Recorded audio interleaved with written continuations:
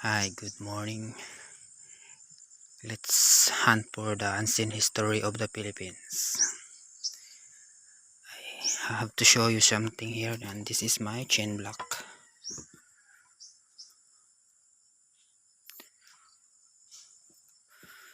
Naatay nakita dere nga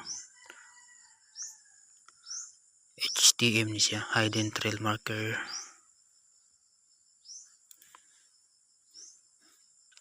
Nga glass. Duha ni siya kabuok.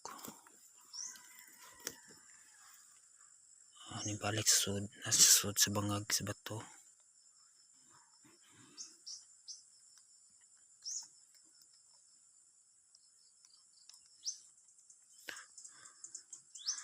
Duha ni siya.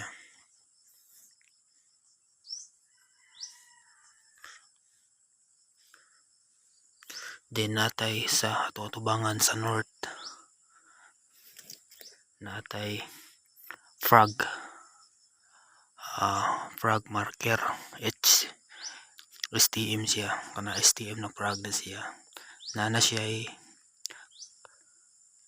rock and close nga sign niya, saluyuan na niya kay napod ang heart, engraved heart.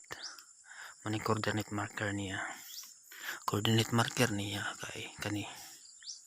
Tara, tanawan ninyo triangle niya na siya, duha ka I ug G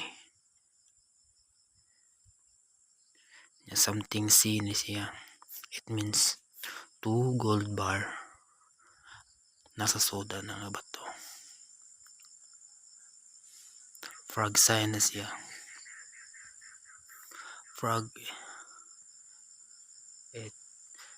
nga STM surface trial marker nya, mo ni ang coordinate na dre pa to. Ito na siya ibalik. Dugay na ko nagsigagi-agi dre nya bago na ako na-discover.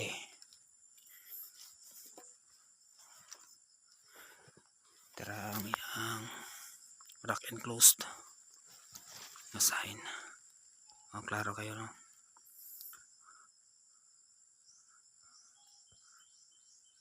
Rock and close na siya sign niya. Tapos baki siya, kaninga bato ipapilit rin siya gahit ang galon. Ano man naman ako nig pungkag cover mo niyang cover ako kayo, bakin siya manisil BTL niya.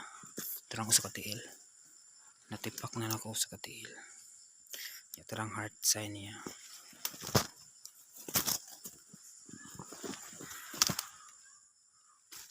Klaro ba? Okay, dara heart ni siya.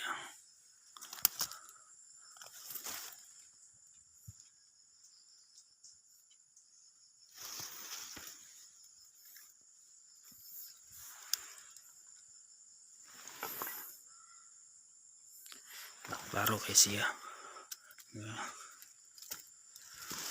Cover, money cover. Baga ka siya cover. Tako kayo. Nani siya bangag dito kabuok. Kaya na. Kana do kapok bangag. Air vent na siya. Masud ang tubig.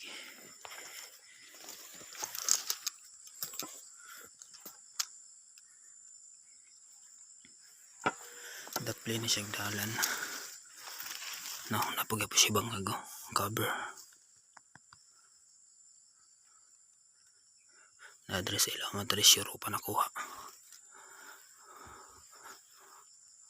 Kung kaguno na siya.